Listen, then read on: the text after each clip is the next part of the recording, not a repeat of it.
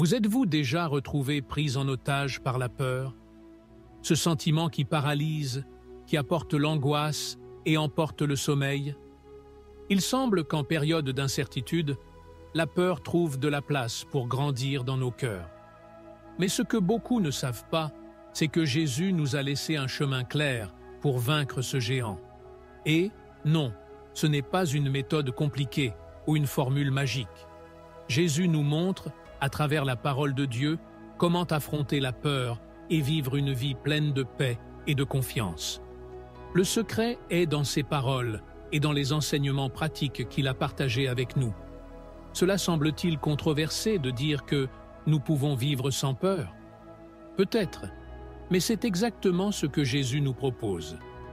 Une vie où la peur remplace la foi et la confiance dans l'amour du Père. Imaginez ce que ce serait de vivre libéré des soucis qui nous hantent quotidiennement. Ne serait-ce pas un changement radical? La vérité est que beaucoup vivent piégés dans la peur parce qu'ils n'ont pas encore découvert la clé que Jésus nous offre. Et cette clé n'est pas quelque chose d'inaccessible, est accessible à tous aujourd'hui. Jésus nous invite à un voyage de transformation où sa parole devient notre arme la plus puissante contre la peur. Tout au long de cette vidéo, nous allons nous plonger dans les paroles de Jésus, apprendre ses secrets pour surmonter la peur et découvrir comment les appliquer dans notre vie quotidienne. Préparez-vous, car ce que vous êtes sur le point d'apprendre peut changer votre façon d'affronter la vie et les défis qu'elle apporte.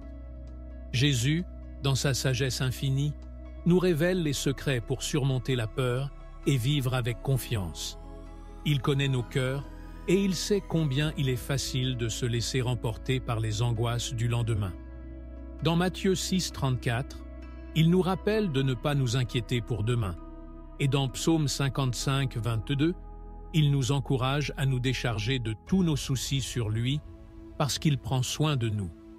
N'est-il pas étonnant de penser que le Créateur de l'univers se soucie de chaque détail de notre vie? Lorsque nous vivons dans le présent et que nous nous libérons des chaînes de la peur, nous commençons à faire l'expérience d'une paix que le monde ne peut pas donner. C'est comme lorsque Jésus a calmé la tempête dans Marc 4,39. Il ne dit qu'un mot et l'orage cessa. De la même manière, il veut parler à la tempête de notre cœur en apportant calme et confiance. Vous savez ce moment où vous êtes sur le point de faire face à quelque chose de difficile et que la peur commence à s'insinuer dans votre esprit? Jésus nous donne la clé pour surmonter cela. Il nous appelle à vivre comme des enfants, confiants dans l'amour et la sollicitude du Père. Dans Philippiens 4, 5, 6, 7, Paul renforce cet enseignement en disant que nous ne devons nous soucier de rien, mais en tout, présenter nos demandes à Dieu avec action de grâce.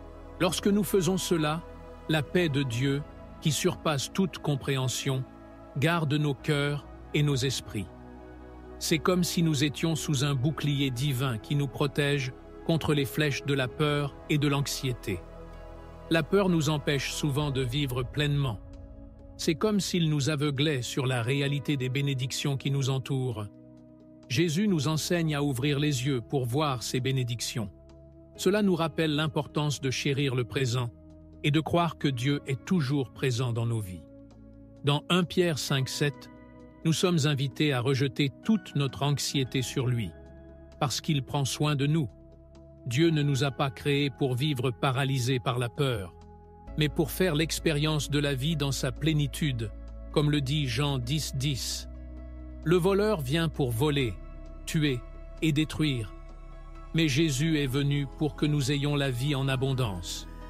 Vivre dans le présent, c'est aussi cultiver la gratitude. La Bible est remplie d'invitations à être reconnaissant, comme dans 1 Thessaloniciens 5, 18. Rendez grâce en tout, car telle est la volonté de Dieu en Jésus-Christ pour vous. Lorsque nous commençons à pratiquer la gratitude, notre cœur est rempli d'un sentiment de paix et de joie.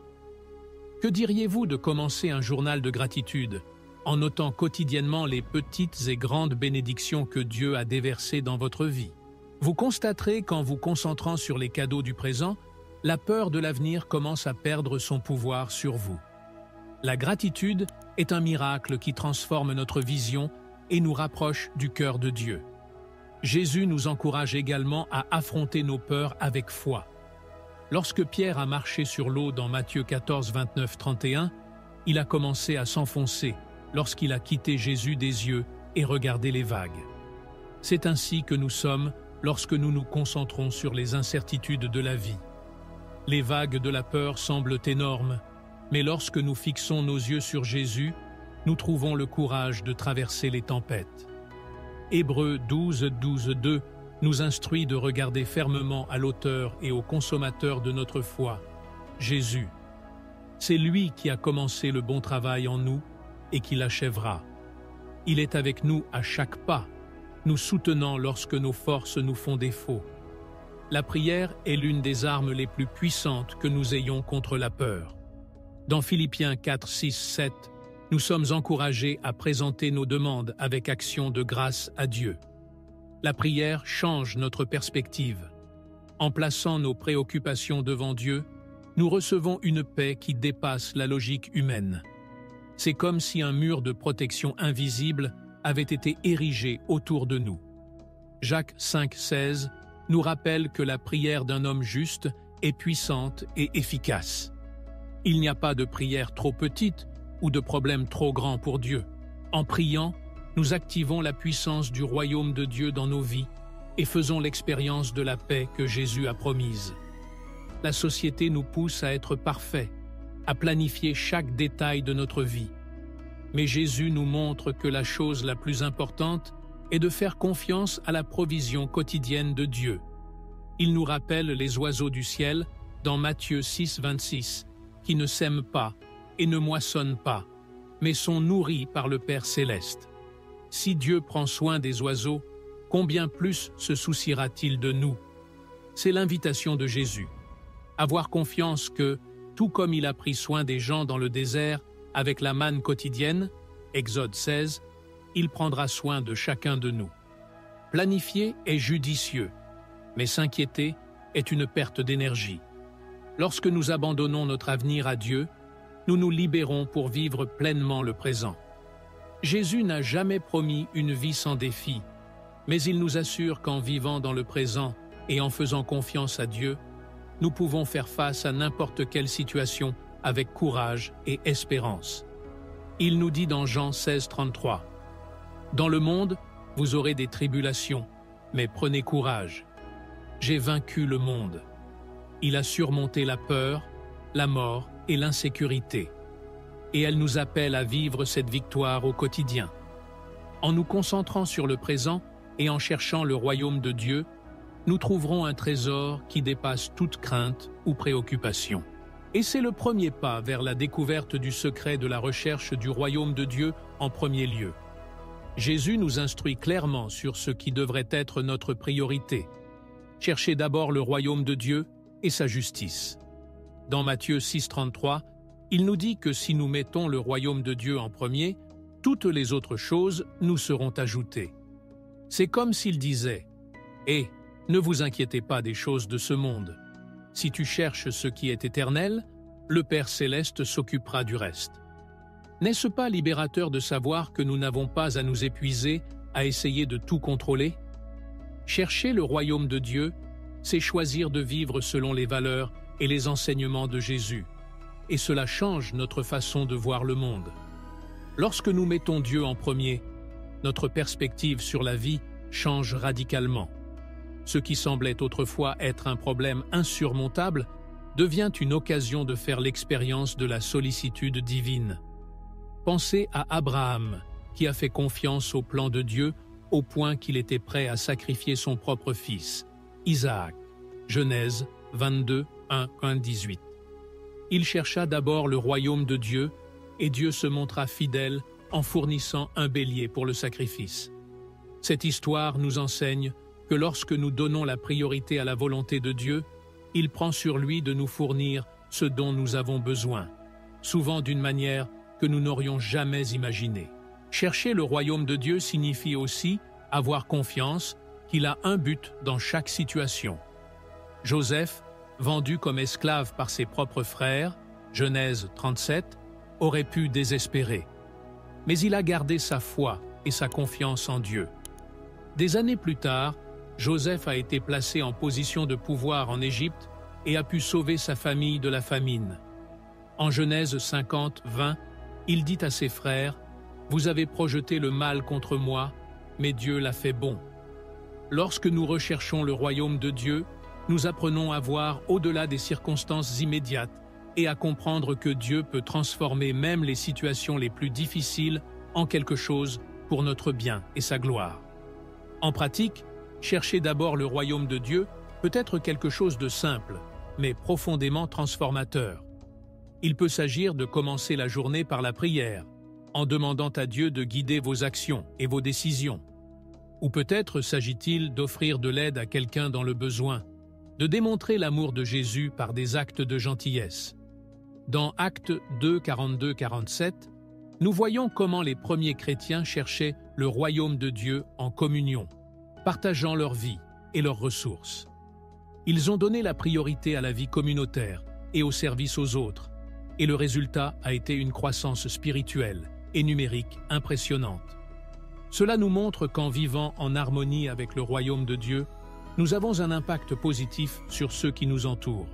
Un autre aspect de la recherche du royaume de Dieu est de trouver la paix au milieu des tempêtes. Souvenez-vous de Paul et de Silas, qui, bien qu'ils étaient emprisonnés et enchaînés, priaient et chantaient des hymnes à Dieu. Actes 16, 25. Ils ne se sont pas laissés décourager par les circonstances parce que leur cœur était fixé sur Dieu. Cette confiance inébranlable est le fruit d'une vie qui cherche d'abord le royaume. Lorsque nous sommes à l'écoute du cœur de Dieu, il n'y a pas de tempête qui puisse voler notre paix. Romains 14, 17 nous dit que le royaume de Dieu est justice, paix et joie dans le Saint-Esprit. Lorsque nous recherchons ce royaume, nous éprouvons une joie qui transcende toute situation. Le secret est de changer l'orientation de notre cœur. Au lieu de nous inquiéter de ce que nous pouvons gagner dans ce monde, nous devrions nous soucier d'être plus semblables à Christ. Dans Colossiens 3, 1, 2, Paul nous exhorte à chercher les choses d'en haut, là où se trouve Christ. Ce faisant, nous cessons d'être esclaves de la peur et de l'anxiété. Nos soucis deviennent des occasions de voir la main de Dieu à l'œuvre dans nos vies. Lorsque nos cœurs sont alignés avec le royaume de Dieu, la gratitude devient notre style de vie.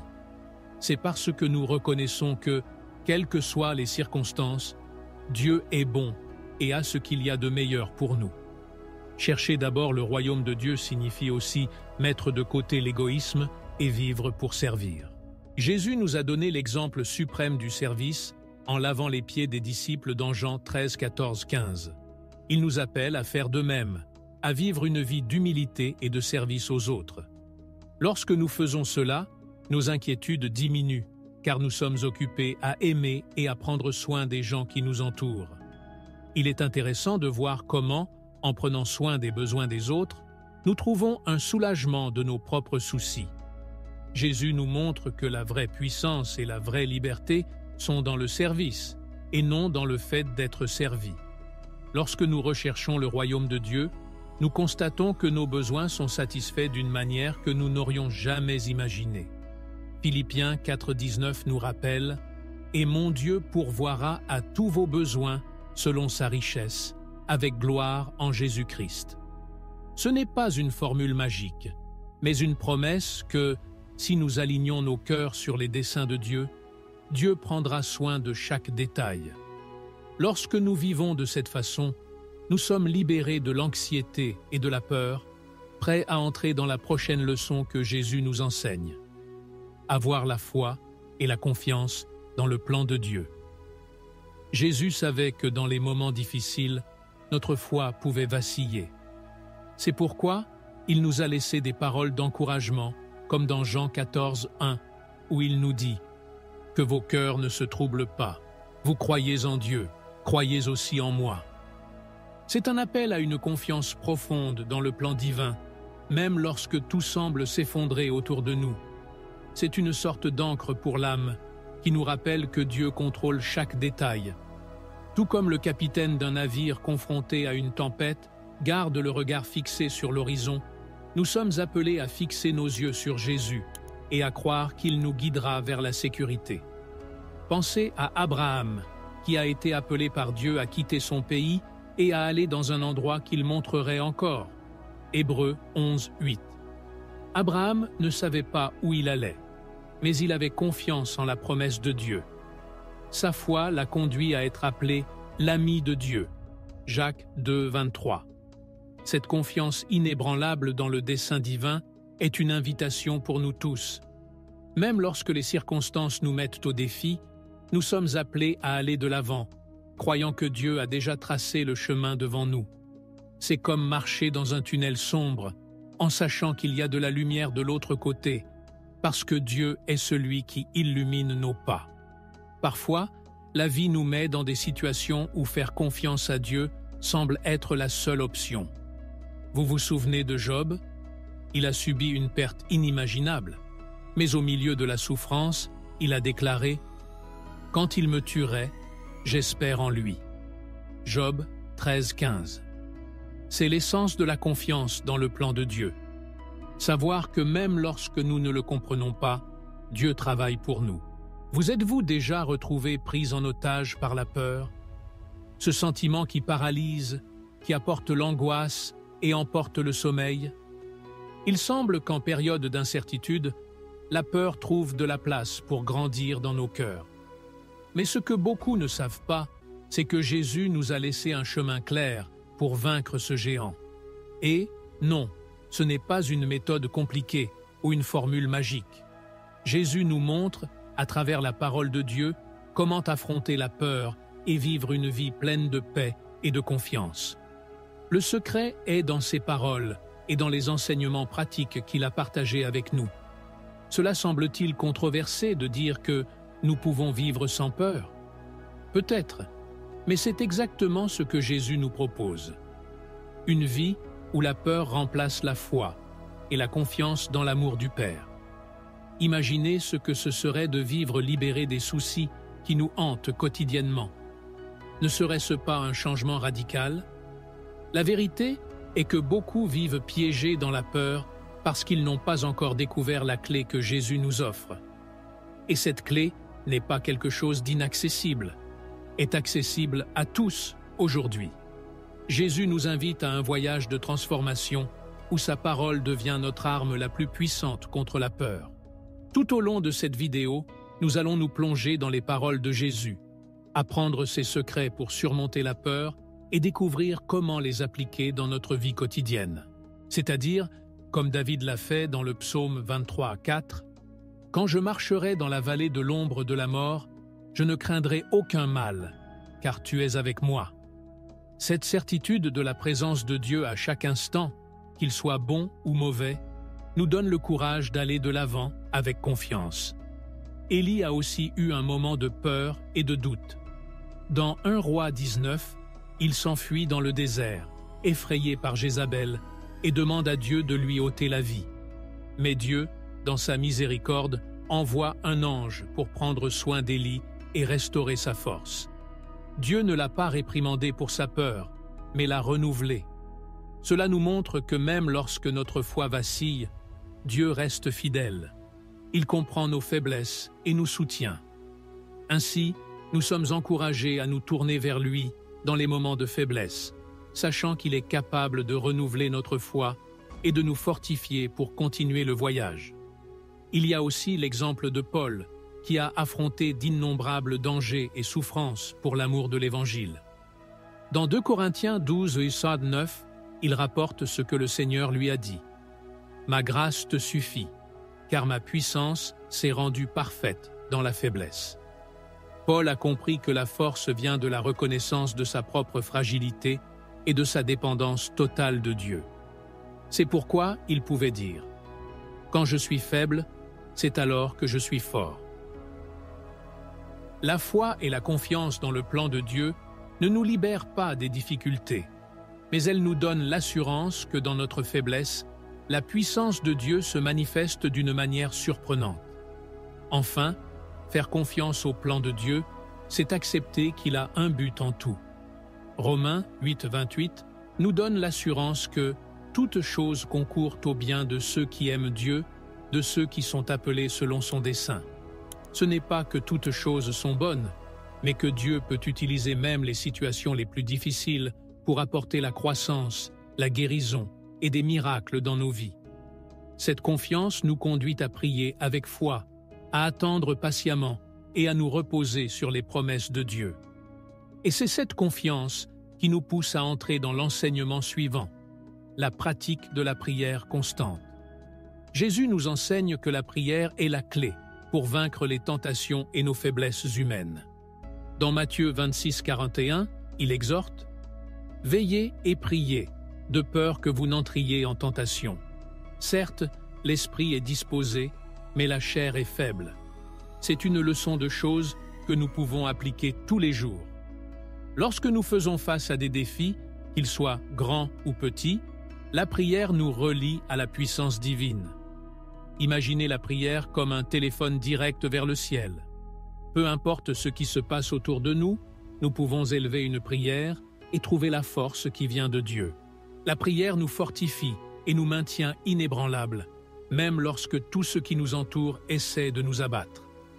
La prière constante nous met en harmonie avec la volonté de Dieu. Dans 1 Thessaloniciens 5, 17, Paul nous instruit à prier sans cesse.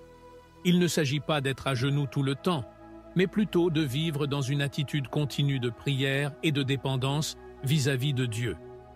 Il peut s'agir d'une prière silencieuse lorsque vous vous rendez au travail, d'un murmure de gratitude lorsque vous voyez un coucher de soleil ou d'un appel à l'aide dans une période difficile. La prière est notre ligne directe vers le Père et à travers elle, nous trouvons la paix et la direction.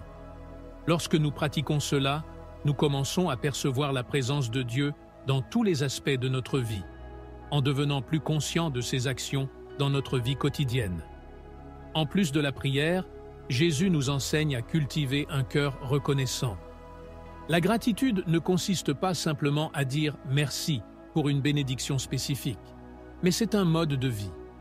Dans Colossiens 3,15, Paul nous dit « Que la paix de Christ soit l'arbitre dans vos cœurs, auxquels vous avez aussi été appelés en un seul corps, et soyez reconnaissants. » La gratitude a le pouvoir de changer notre perspective. Lorsque nous rendons grâce, même au milieu des difficultés, nous ouvrons les yeux pour voir les mains de Dieu à l'œuvre. C'est comme si une lumière s'allumait dans une pièce sombre, révélant que même dans les situations les plus difficiles, il y a quelque chose dont nous pouvons être reconnaissants. Jésus, dans ses paroles et ses actes, nous montre l'importance de la prière et de la gratitude dans la pratique quotidienne. Lorsqu'il a nourri les 5000, Jean 6, 11, la première chose qu'il a faite a été de rendre grâce. Même avec des ressources limitées, Jésus l'a remercié et un miracle s'est produit. C'est un exemple puissant de la façon dont la gratitude précède le miracle. Lorsque nous sommes confrontés à des situations qui semblent impossibles, nous devons suivre l'exemple de Jésus. Présenter nos besoins à Dieu avec un cœur reconnaissant. C'est un acte de foi qui ouvre la porte au surnaturel. La gratitude nous aide à croire que Dieu est capable de multiplier et de pourvoir au-delà de ce que nous demandons ou pensons. Un autre enseignement pratique que Jésus nous laisse est l'importance de veiller. Dans Matthieu 26, 41, il souligne « Veillez et priez, de peur que vous n'entriez dans la tentation. » Regardez, c'est être conscient des pièges et des tentations qui nous entourent. Cela peut signifier faire attention à ce que nous permettons dans notre esprit et notre cœur, que ce soit par le biais des médias, des conversations ou des pensées. La pleine conscience nous aide à rester dans un état de préparation spirituelle, toujours prêt à résister aux tentations. Et lorsque nous combinons la vigilance avec la prière, nous trouvons un bouclier puissant qui nous protège des pièges de l'ennemi. Pour appliquer ces enseignements dans notre vie quotidienne, nous pouvons commencer par de petits pas. Que diriez-vous de réserver un moment précis de la journée pour prier et rendre grâce? Cela peut être juste au moment où vous vous réveillez, en remettant la journée entre les mains de Dieu et en rendant grâce pour une autre occasion de vivre. Ou avant de se coucher, en réfléchissant aux bénédictions et aux apprentissages de la journée. Et dans les moments difficiles, lorsque la peur et le doute tentent de prendre le dessus, nous pouvons faire une pause et prier. La prière n'a pas besoin d'être longue ou compliquée.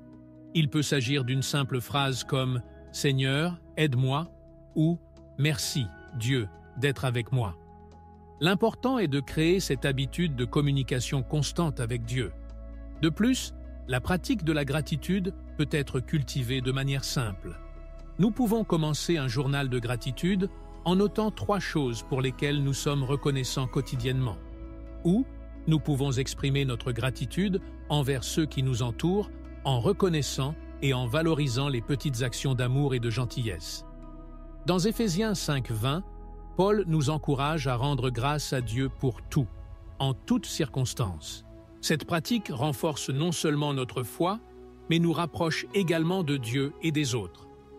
La gratitude transforme notre vision des choses et nous aide à voir la vie avec les yeux du ciel, en reconnaissant que même dans les luttes, il y a toujours quelque chose de beau pour lequel être reconnaissant. Jésus nous montre que la prière et la gratitude sont des outils puissants pour transformer nos vies. Ils nous connectent à la puissance du royaume de Dieu et nous apportent la paix et la joie, même au milieu des tempêtes.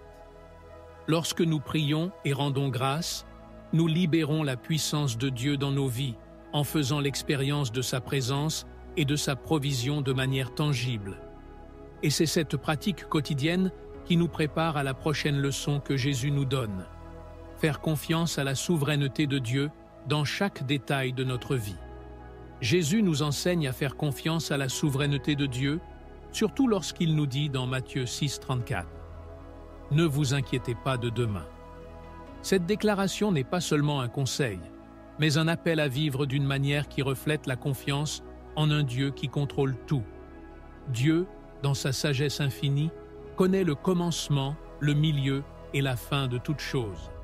C'est comme un grand tapissier qui tisse chaque fil de nos vies, même ceux qui semblent lâches ou dénués de sens. Parfois, nous ne voyons que le côté enchevêtré, mais Dieu voit l'ensemble du tableau. La confiance en la souveraineté de Dieu nous libère du fardeau d'essayer de tout contrôler. Souvenez-vous de Daniel dans la fosse au lion, Daniel 6. Il n'avait aucun moyen de savoir ce qui allait se passer, mais il a fait confiance à Dieu et s'est rendu à sa volonté. Et que s'est-il passé? Dieu a fermé la gueule des lions. Daniel aurait pu être consumé par la peur, mais il a choisi de faire confiance à un Dieu qui est plus grand que n'importe quelle situation. C'est ce genre de confiance qui nous permet d'affronter les défis de la vie avec courage et paix, en sachant que, quelle que soit l'issue, Dieu est aux commandes. Un autre exemple inspirant est celui d'Esther. Elle avait toutes les raisons de craindre, car elle a risqué sa vie en se tenant devant le roi sans être appelée, Esther 4:16. Cependant, elle a fait confiance à la souveraineté de Dieu et a agi avec courage, en disant « Si tu péris, tu péris ». L'histoire d'Esther nous montre que faire confiance à la souveraineté de Dieu ne signifie pas passivité, mais plutôt action courageuse basée sur la foi. Lorsque nous avons confiance que Dieu est aux commandes, nous sommes capables de prendre des décisions audacieuses, sachant qu'il œuvre en toutes choses pour notre bien et sa gloire. La confiance en la souveraineté de Dieu est aussi une invitation à se reposer dans sa paix. Jésus nous fait cette promesse dans Jean 14:27. « Je vous laisse la paix, je vous donne ma paix ». Cette paix est différente de la paix que le monde offre. Elle ne dépend pas des circonstances ou de l'absence de problèmes, mais de la certitude que Dieu est souverain et qu'il est avec nous en tout temps. Dans Ésaïe 26:3, nous trouvons une promesse merveilleuse. « Tu garderas dans une paix parfaite celui qui a l'esprit fixé sur toi, car il a confiance en toi. » Cette paix est le reflet de notre confiance en la souveraineté de Dieu, qui nous permet de vivre dans la sérénité même lorsque tout semble être dans le chaos autour de nous. La souveraineté de Dieu nous enseigne à abandonner le contrôle. Souvent, nous voulons tenir les rênes de notre vie, planifier chaque étape et essayer de prédire tous les résultats possibles. Mais Proverbes 3, 5, 6 nous conseille de faire confiance au Seigneur de tout notre cœur et de ne pas nous appuyer sur notre propre intelligence. Lorsque nous faisons cela, Dieu rend nos chemins droits. C'est un abandon quotidien, un choix de laisser Dieu être Dieu, en reconnaissant qu'il sait ce qui est le mieux pour nous, même lorsque nous ne pouvons pas comprendre ce qui se passe. Cette confiance nous libère de l'anxiété et nous permet de vivre avec un cœur paisible. Jésus nous donne l'exemple ultime de la confiance dans la souveraineté du Père lorsque, sur la croix, il a rendu son esprit en disant « Père, je remets mon esprit entre tes mains ». Luc 23, 46. Même dans son moment de plus grande douleur et de défaite apparente, Jésus a fait confiance au plan de Dieu. Il savait que la croix n'était pas la fin, mais le chemin de la rédemption de l'humanité. Ainsi, il nous enseigne que même dans les situations les plus sombres, nous pouvons avoir confiance que Dieu a un but plus grand. La croix est un puissant rappel qu'en Christ, même la souffrance a un but rédempteur. En période d'incertitude, la confiance en la souveraineté de Dieu devient notre point d'ancrage.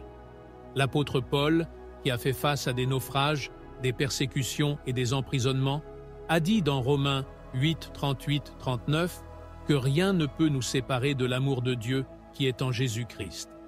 Cette assurance a donné à Paul le courage d'aller de l'avant, quelles que soient les circonstances. Il savait que Dieu était aux commandes et qu'à la fin, tout concourrait au bien de ceux qui l'aiment. C'est la même confiance que Dieu veut que nous ayons aujourd'hui. Une foi qui ne vacille pas, même face aux tempêtes de la vie. La souveraineté de Dieu nous donne non seulement la confiance nécessaire pour faire face aux défis, mais nous libère également pour vivre pleinement dans le présent. Lorsque nous savons que Dieu est aux commandes, nous pouvons laisser tomber le poids de demain et nous concentrer sur les opportunités et les bénédictions du présent. C'est cette confiance qui nous permet de vivre le cœur léger, d'aimer plus librement et de servir plus généreusement. Et en vivant de cette façon, nous commençons à réaliser que Dieu prend déjà soin de notre avenir. Cela nous prépare à la prochaine leçon que Jésus nous donne. Vivre dans le présent. Vivre dans le présent est l'une des leçons les plus libératrices que Jésus nous enseigne. Il nous invite à nous concentrer sur aujourd'hui et à laisser demain entre les mains de Dieu. Dans Matthieu 6, 34, Jésus nous rappelle « Ne vous inquiétez pas de demain, car demain prendra soin de lui-même. » Souvent, nous sommes rongés par l'anxiété et les inquiétudes pour l'avenir, oubliant que le présent est le seul moment que nous avons vraiment. C'est dans le présent que Dieu se manifeste et nous appelle à faire l'expérience de sa paix. Lorsque nous nous concentrons sur le présent, nous sommes en mesure de voir les bénédictions et les opportunités que Dieu a placées juste devant nous. Jésus nous donne un exemple clair de la vie dans le présent en observant les oiseaux du ciel et les lys des champs.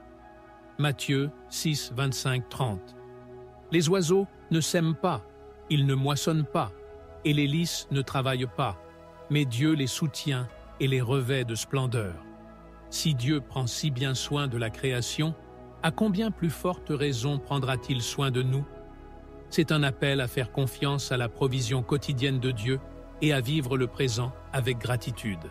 Chaque jour a son lot de difficultés et de bénédictions, et en vivant dans le présent, nous apprenons à croire que Dieu nous guide un pas à la fois. En vivant dans le présent, nous apprenons à profiter des petits moments. C'est comme savourer une tasse de café chaud par un matin froid, sentir l'étreinte d'un ami ou écouter le chant des oiseaux. Souvent, nous sommes tellement concentrés sur l'avenir ou coincés dans le passé que nous ne parvenons pas à apprécier ces petits cadeaux. Dans le psaume 118, 24, il nous est rappelé « Voici le jour que l'Éternel a fait. Réjouissons-nous et réjouissons-nous en lui. » Chaque jour est une nouvelle occasion de faire l'expérience de la bonté de Dieu et de vivre avec un cœur reconnaissant. C'est comme un cadeau emballé par Dieu qui attend d'être ouvert et apprécié. Vivre dans le présent, c'est aussi être attentif à la voix de Dieu dans notre vie quotidienne. Dans 1 Roi 19, 11, 12, Élie fait l'expérience de la présence de Dieu, non pas dans un vent fort, ni dans un tremblement de terre, mais dans un doux murmure. Souvent, Dieu nous parle dans les petits détails, dans les situations de la vie quotidienne. Mais pour entendre cette voix, nous devons être présents, ralentir le rythme frénétique de nos esprits et faire taire les inquiétudes de l'avenir. Lorsque nous faisons cela, nous commençons à réaliser que Dieu est avec nous à chaque étape du chemin, nous guidant de sa main aimante. Jésus nous montre que vivre dans le présent est un choix actif.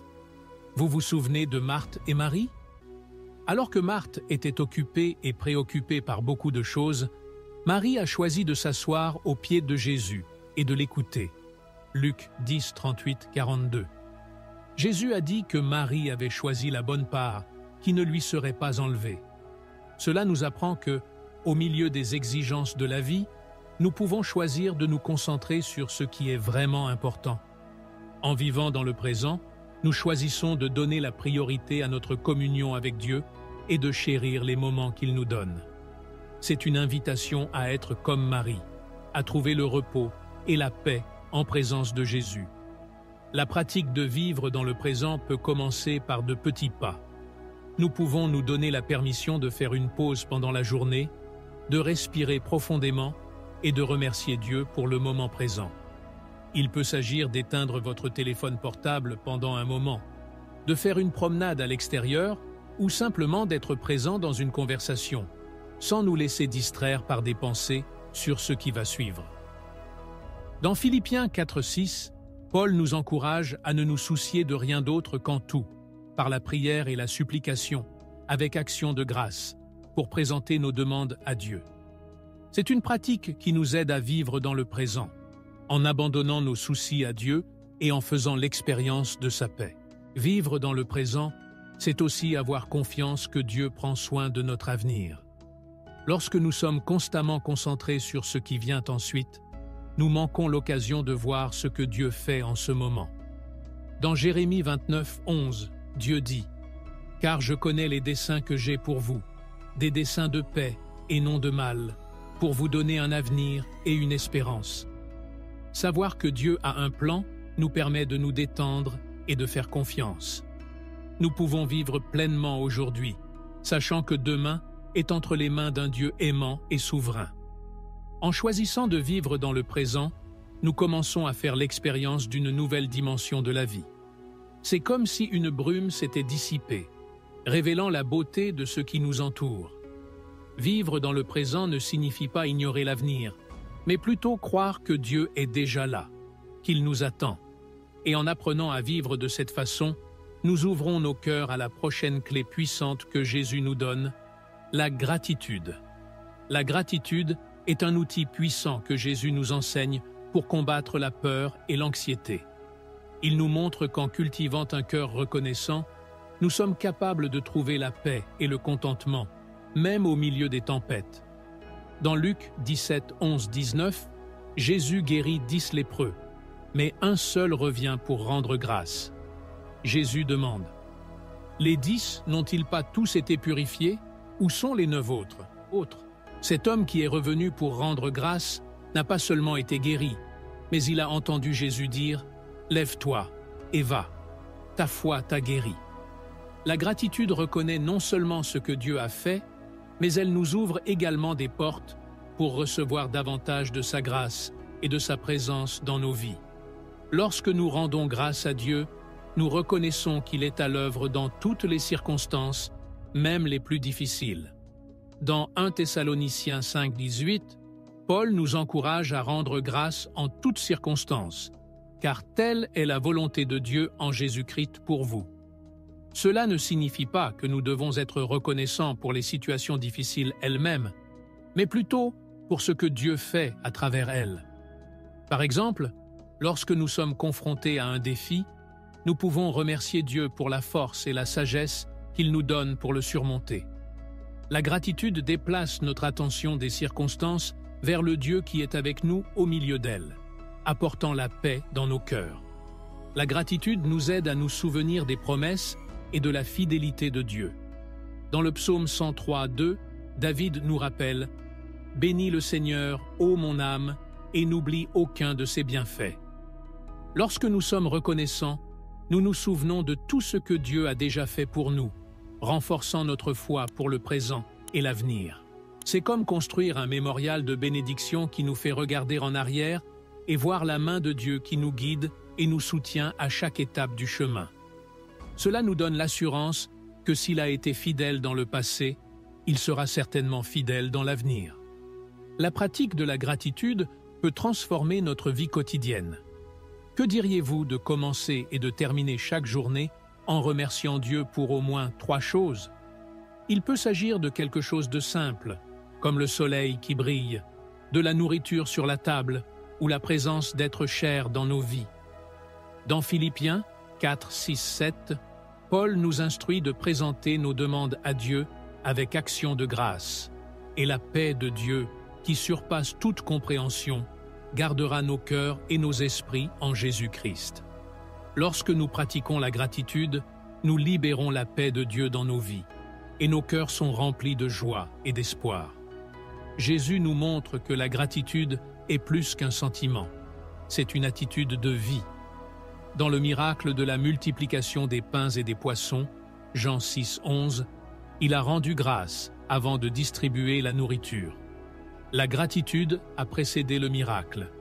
De même, lorsque nous sommes confrontés à des situations qui semblent impossibles, nous pouvons rendre grâce à Dieu à l'avance, confiant qu'il est capable de faire beaucoup plus que ce que nous demandons ou imaginons.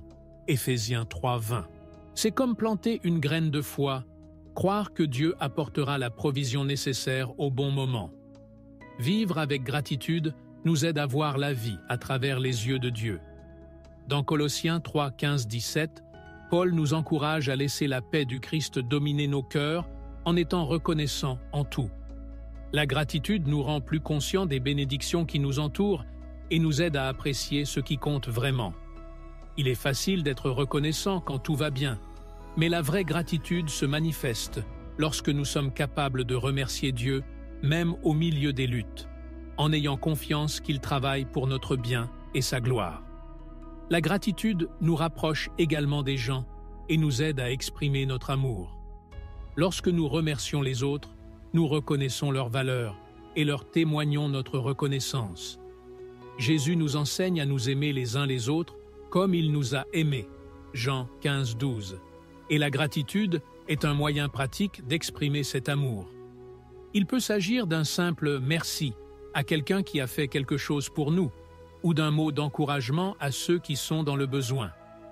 Lorsque nous cultivons un cœur reconnaissant, nos relations sont renforcées et notre témoignage devient plus puissant. La clé de la gratitude ouvre nos cœurs pour faire l'expérience de la paix du Christ, qui est différente de la paix que le monde offre. Jean 14, 27. C'est une paix qui subsiste même lorsque tout semble incertain autour de lui. En vivant avec gratitude, nous faisons place à la joie et à la sérénité qui proviennent d'une confiance inébranlable en Dieu. Et c'est cette attitude de gratitude qui nous prépare à l'étape suivante de l'enseignement de Jésus. Cherchez d'abord le royaume de Dieu. Cherchez d'abord le royaume de Dieu est l'un des enseignements les plus fondamentaux que Jésus nous a laissés. Dans Matthieu 6, 33, il nous instruit. Cherchez d'abord le royaume de Dieu et sa justice, et toutes ces choses vous seront données par surcroît. C'est un appel à mettre Dieu au centre de nos vies, en donnant la priorité à ses desseins et à sa volonté par-dessus toute autre chose. Lorsque nous cherchons d'abord le royaume de Dieu, nos soucis commencent à se dissoudre, car nous avons confiance que Dieu prendra soin de tous nos besoins. C'est un acte de foi qui nous libère de l'anxiété et nous oriente vers une vie pleine de buts et de paix. En mettant le royaume de Dieu en premier, notre perspective change. Les choses matérielles, qui semblaient autrefois si importantes, perdent de leur éclat en comparaison des richesses spirituelles que nous trouvons dans le Christ. Jésus nous en donne un exemple clair lorsqu'il est confronté aux jeunes dirigeants riches dans Matthieu 19, 16, 22. Quand le jeune homme lui demande ce qu'il doit faire pour avoir la vie éternelle, Jésus le met au défi de vendre tout ce qu'il a et de le suivre. Ce n'était pas un appel à l'ascétisme, mais une invitation à donner la priorité au royaume de Dieu au-dessus des possessions terrestres. Jésus nous rappelle que là où est notre trésor, là aussi sera notre cœur. Matthieu 6, 21. Chercher le royaume de Dieu, c'est vivre selon les valeurs du royaume, qui sont souvent contraires aux valeurs du monde. Dans Matthieu 5, Jésus nous introduit au sermon sur la montagne, où il nous enseigne l'humilité, la miséricorde, la pureté du cœur et la justice. Ce sont les valeurs du royaume que nous devons rechercher en premier. Lorsque nos vies sont marquées par ces principes, nous devenons lumière et sel dans ce monde, influençant positivement les gens qui nous entourent. C'est comme être une ville bâtie sur une colline qui ne peut être cachée. Matthieu 5, 14. Notre priorité devient de refléter la gloire de Dieu et d'orienter les autres vers son amour. Une façon pratique de chercher le royaume de Dieu est de consacrer du temps à communier avec lui. Dans Jean 15, 5, Jésus nous dit qu'il est la vigne et que nous sommes les sarments. Si nous demeurons en lui, nous porterons beaucoup de fruits. Demeurer en Jésus implique de lire la parole, de prier et de pratiquer sa présence dans notre vie quotidienne. C'est chercher l'inspiration de Dieu dans nos décisions et avoir confiance qu'il nous guidera à chaque étape du chemin. Lorsque nous cherchons Dieu en premier, il aligne nos désirs sur les siens et notre cœur devient sensible à sa volonté. C'est une relation qui va au-delà des règles et des rituels. C'est une communion vivante et transformatrice. De plus, chercher le royaume de Dieu signifie investir dans les choses éternelles. Jésus nous appelle non pas à amasser des trésors sur la terre, où la teigne et la rouille nous consument, mais à amasser des trésors dans le ciel. Matthieu 6, 19, 20. Cela ne signifie pas que nous ne pouvons pas posséder de biens matériels, mais que notre cœur ne doit pas y être attaché. Nous pouvons investir dans les trésors célestes, en aimant et en servant les autres, en faisant connaître l'Évangile et en menant une vie qui glorifie Dieu. C'est comme planter des graines d'amour, de compassion et de vérité qui porteront des fruits éternels. Chaque acte de bonté, chaque parole d'encouragement est un investissement dans le royaume de Dieu. Chercher d'abord le royaume de Dieu nous donne aussi une nouvelle compréhension de nos besoins. Lorsque nous mettons Dieu en premier, nous découvrons qu'il est notre véritable pourvoyeur. Dans Philippiens 4, 19, Paul déclare « Et mon Dieu pourvoira à tous vos besoins selon ses richesses, avec gloire en Jésus-Christ. » Cette promesse nous libère du souci constant des choses de ce monde. Au lieu de courir après ce qui est éphémère, nous sommes invités à croire que Dieu connaît nos besoins et qu'il est capable de répondre à chacun d'eux. Et lorsque nous recherchons son royaume, nous faisons l'expérience de sa provision de manière surprenante. Jésus nous montre que chercher le royaume de Dieu, c'est vivre dans la pleine dépendance de lui. Lui-même vivait de cette façon. Dans Jean 6, 38, Jésus déclare « Car je suis descendu du ciel, non pour faire ma volonté, mais la volonté de celui qui m'a envoyé. » Il nous enseigne que chercher le royaume de Dieu, c'est soumettre notre volonté à la volonté du Père. Lorsque nous faisons cela, nous trouvons un but plus grand pour notre vie, et même les tâches les plus simples deviennent des actes d'adoration. Chercher le royaume de Dieu, c'est vivre une vie qui est alignée sur les desseins divins, où chaque pas que nous faisons reflète l'amour et la grâce de Dieu. Lorsque nous recherchons d'abord le royaume de Dieu, nous sommes capables de vivre d'une manière qui diminue les préoccupations terrestres. L'accent n'est plus mis sur moi, mais sur Dieu et son royaume. Et c'est ce changement d'orientation qui nous prépare à faire face aux tentations et aux défis qui se présentent à nous. La leçon suivante de Jésus nous amène exactement à ce point, la prière comme protection spirituelle. Jésus nous enseigne que la prière est notre ligne de défense spirituelle. Dans Matthieu 26, 41, il avertit ses disciples « Veillez et priez, de peur que vous n'entriez dans la tentation. » Ce n'est pas seulement une instruction, mais un avertissement affectueux. Jésus sait que nous faisons face quotidiennement à des tentations et à des attaques spirituelles. La prière nous maintient vigilants et nous relie à la puissance de Dieu pour résister au mal. c'est comme revêtir l'armure de Dieu décrite dans Éphésiens 6, 10, 18, où Paul nous rappelle que notre lutte n'est pas contre la chair et le sang, mais contre les forces spirituelles du mal. La prière est l'outil qui active cette armure et nous donne la force de gagner. Lorsque Jésus a fait face à la tentation dans le désert, il nous a donné l'exemple parfait de la façon d'utiliser la prière et la parole de Dieu comme arme spirituelle. Matthieu 4, 1, 11. Il a répondu à chaque tentation par les Écritures, nous montrant que la prière et la connaissance de la parole sont essentielles pour résister à l'ennemi. La prière nous met dans une position d'humilité et de dépendance devant Dieu, en reconnaissant que seuls nous sommes faibles, mais en lui, nous sommes forts. C'est pourquoi Jésus, dans sa vie terrestre, se retirait souvent pour prier, cherchant la communion avec le Père et se fortifiant pour l'œuvre qui l'attendait. La prière nous donne aussi le discernement pour identifier les pièges de l'ennemi. Dans 1 Pierre 5, 8, nous sommes avertis d'être sobres et vigilants, car le diable rôde comme un lion, cherchant qui il peut dévorer.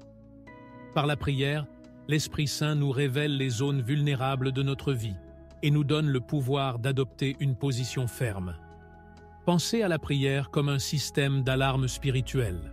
Lorsque nous sommes en communion constante avec Dieu, nous sommes plus sensibles à sa voix et à la direction de l'Esprit, ce qui nous aide à éviter les pièges qui peuvent nous éloigner du chemin que Dieu a préparé pour nous. En plus de nous protéger des tentations, la prière nous fortifie au milieu des difficultés. Dans Philippiens 4, 6, 7, Paul nous encourage à ne nous soucier de rien, mais à présenter nos demandes à Dieu avec action de grâce. Et la promesse, c'est que la paix de Dieu, qui surpasse toute intelligence, gardera nos cœurs et nos esprits en Jésus-Christ. Lorsque nous sommes confrontés à des situations difficiles, la prière nous rappelle que nous ne sommes pas seuls. C'est comme un refuge où nous trouvons du réconfort et renouvelons nos forces. La prière nous amène dans la présence de Dieu, où nous recevons la sagesse, le réconfort et l'assurance qu'il mène nos batailles. La prière est aussi un moyen par lequel nous intercédons pour les autres. Dans Éphésiens 6, 18, Paul nous exhorte à prier en toutes occasions avec toute prière et supplication, et à persévérer dans l'intercession pour tous les saints. Lorsque nous prions pour les autres, nous participons à la bataille spirituelle en leur nom, en demandant à Dieu de les protéger, de les fortifier et de leur donner la victoire sur les difficultés. La prière d'intercession est un acte d'amour qui a le pouvoir de changer les situations et de toucher des vies. En priant les uns pour les autres, nous édifions l'Église et devenons des canaux de la grâce et de la puissance de Dieu dans la vie de nos frères et sœurs. Jésus nous montre que la prière est plus qu'une demande. C'est une relation. Dans Luc 11, 9, 10, il nous encourage à demander, à chercher et à frapper, nous assurant que nous recevrons, trouverons et que les portes seront ouvertes.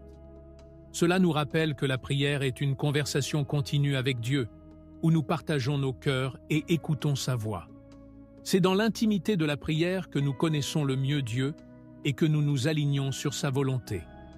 La prière nous transforme, façonne notre caractère à l'image du Christ et nous prépare à affronter les défis de la vie avec courage et foi. La prière nous donne aussi l'audace d'agir au nom de Jésus. Dans Actes 4, 29, 31, nous voyons les disciples prier pour avoir le courage de prêcher la parole de Dieu avec audace, malgré la persécution. Et Dieu répondit, les remplissant du Saint-Esprit et leur permettant de parler avec assurance. La prière nous donne l'audace nécessaire pour vivre notre foi, proclamer l'Évangile et affronter l'adversité avec confiance. Lorsque nous prions, non seulement nous trouvons une protection, mais nous recevons aussi la puissance de Dieu pour être des témoins fidèles dans un monde qui a désespérément besoin de l'espérance du Christ. En tant que croyants, nous sommes appelés à faire de la prière une priorité quotidienne. C'est dans la prière que nous trouvons protection, orientation et renouveau. Jésus nous a enseigné à prier le Notre Père, Matthieu 6, 9, 13, un modèle qui couvre tout, de l'adoration à la demande de provision et de protection. En cultivant une vie de prière, nous sommes fortifiés pour vivre selon les desseins de Dieu et pour résister à la tentation. Et en vivant de cette façon, nous nous rendons compte que la prière est essentielle non seulement à notre vie spirituelle, mais à tout notre être. Cela nous amène à l'importance de planifier sans s'inquiéter, en ayant confiance que Dieu contrôle tout. La planification fait partie de la vie, et c'est quelque chose que même la Bible nous encourage à faire. Jésus, dans Luc 14, 28, 30, parle de l'importance de calculer le coût avant de commencer à construire une tour, afin que, une fois que vous avez commencé, vous ne manquiez pas des ressources nécessaires. Cela montre que Dieu ne nous appelle pas à une vie d'impréparation ou d'insouciance, mais plutôt à être sages dans nos décisions et nos actions. Cependant, il y a une différence cruciale entre planifier judicieusement et vivre dans l'inquiétude constante de l'avenir. Jésus nous appelle à remettre nos plans entre les mains de Dieu et à faire confiance à sa provision et à sa sollicitude, comme il est écrit dans Proverbes 16, 3. « Confie tes œuvres au Seigneur et tes plans seront affaissés. » Une préoccupation excessive pour l'avenir peut nous priver de la joie du présent. Jésus nous rappelle dans Matthieu 6, 27 « Qui d'entre vous, quelque anxieux qu'il soit, peut ajouter une coudée à sa stature ?» Il nous montre que l'inquiétude est un fardeau qui n'apporte aucun bénéfice. Au lieu de cela, il nous invite à faire confiance à Dieu, qui connaît nos besoins et qui contrôle tout. La planification est sage, mais laisser la peur de l'inconnu contrôler nos vies nous conduit à une vie d'anxiété et de stress. Jésus nous montre une meilleure voie, où nous pouvons faire nos plans avec sagesse, tout en nous reposant sur la souveraineté de Dieu. L'exemple de Joseph en Égypte est une leçon précieuse sur l'équilibre entre la planification et la confiance en Dieu. Dieu a révélé à Joseph les 7 années d'abondance suivies des 7 années de famine. Genèse 41, 25, 36. Joseph conçut sagement un plan pour stocker du grain pendant les années d'abondance, afin qu'il y ait des provisions pendant les années de disette. C'est un exemple de planification sous la direction de Dieu. Joseph ne s'est pas laissé paralyser par la peur de l'avenir, mais il a fait confiance à la direction de Dieu et a agi avec prudence. La planification est un acte de sagesse, mais la vraie paix vient lorsque nous reconnaissons qu'en fin de compte, c'est Dieu qui soutient et pourvoit. Vivre sans inquiétude ne signifie pas négligence ou manque de responsabilité, mais plutôt une posture de foi et de confiance. Dans Jacques 4, 13, 15, nous sommes avertis de ne pas supposer ce qui arrivera demain, mais de dire « Si le Seigneur le veut, nous vivrons et ferons ceci ou cela. » Cela nous enseigne à soumettre nos plans à la volonté de Dieu en reconnaissant qu'il a le contrôle de notre avenir. C'est une attitude d'humilité, sachant que, peu importe à quel point nos plans sont bien élaborés, c'est Dieu qui détermine nos pas.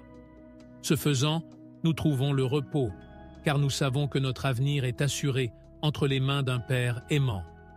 La clé pour planifier sans souci est la confiance dans les dispositions quotidiennes de Dieu.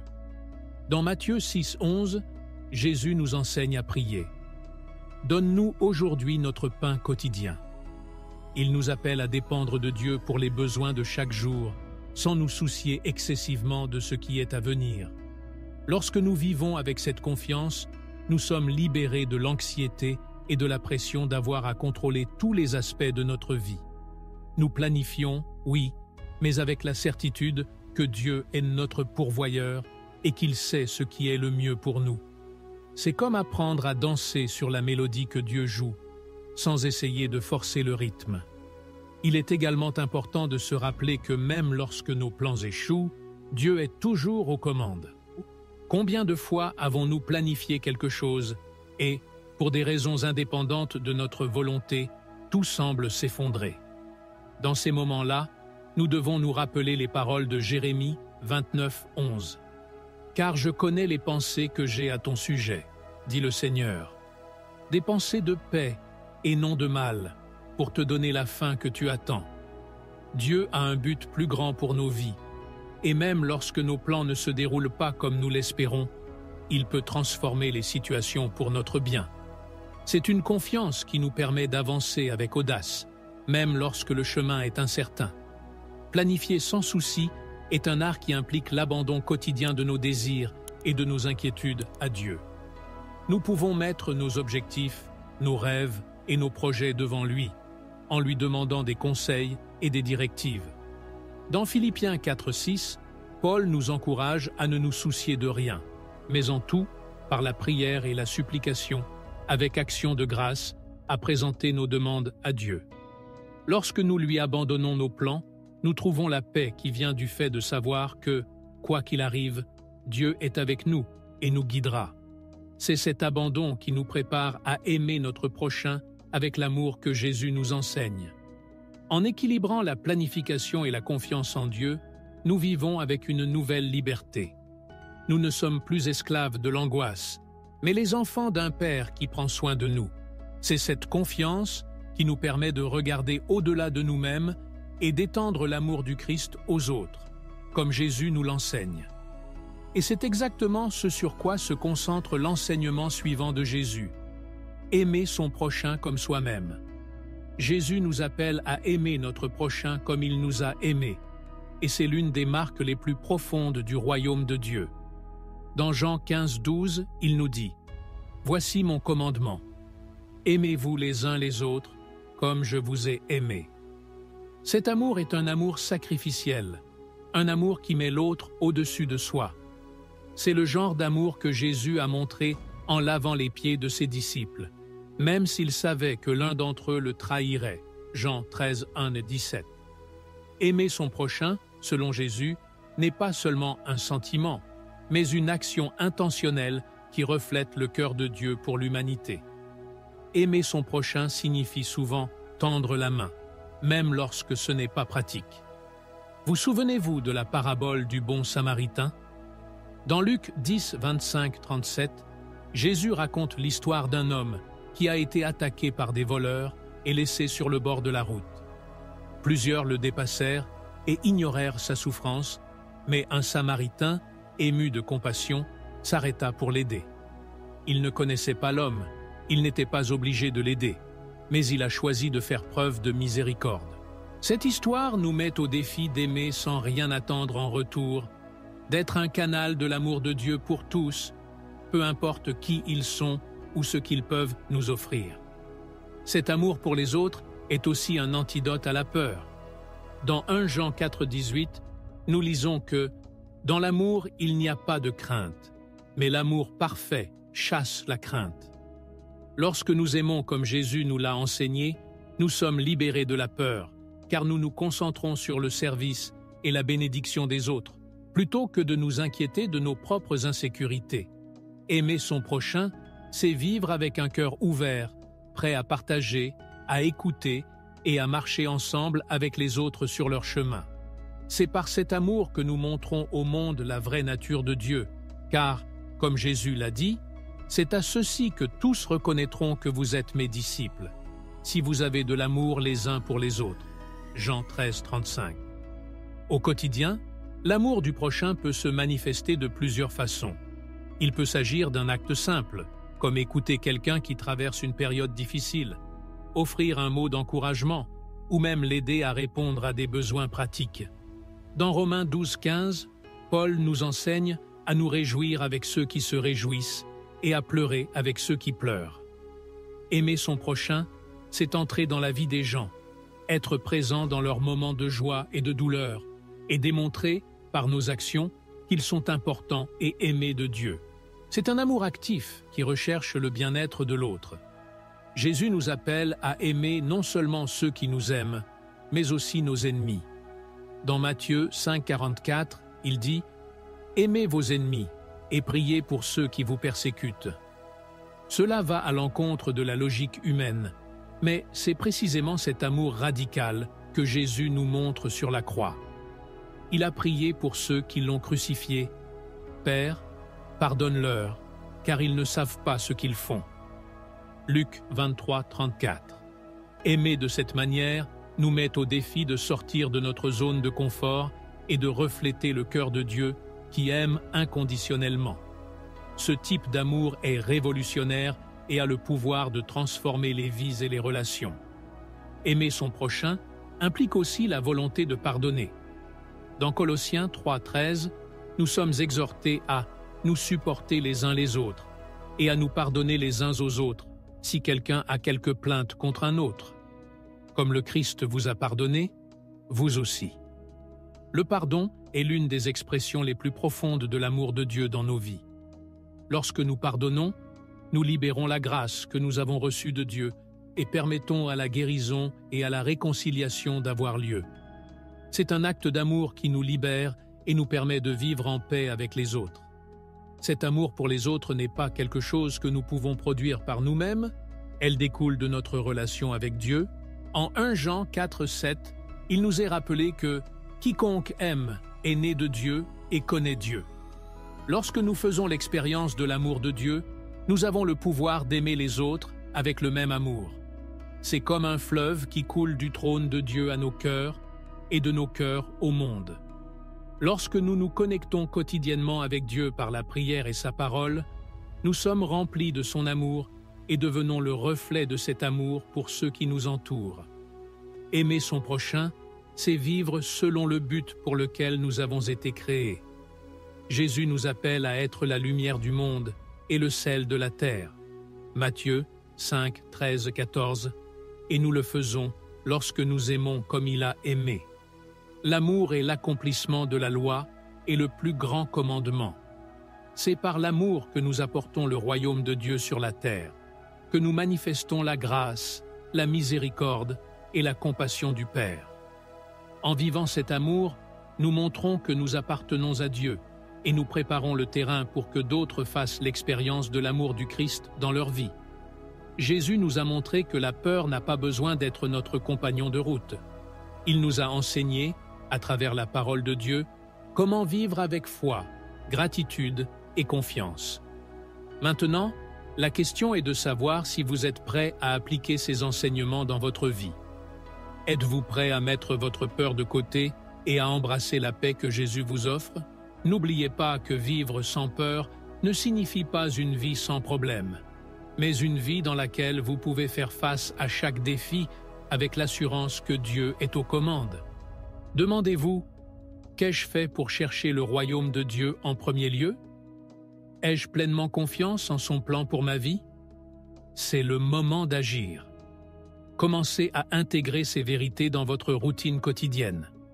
Trouvez du temps pour la prière, pratiquez la gratitude et permettez à la confiance en la souveraineté de Dieu de changer votre façon de vivre. Et si on commençait maintenant? Partagez dans les commentaires un domaine de votre vie où vous souhaitez voir cette transformation. Créons une communauté de soutien et de prière, où nous nous encourageons mutuellement à vivre cette vie de confiance et d'amour que Jésus nous appelle à avoir. Si vous voulez continuer à apprendre et à grandir dans la foi, n'oubliez pas de vous abonner à la chaîne et d'activer les notifications. De cette façon, vous serez au courant de plus de contenus qui renforcent et renouvellent votre foi. Ensemble, nous pouvons surmonter la peur et vivre la plénitude que Dieu a préparée pour nous.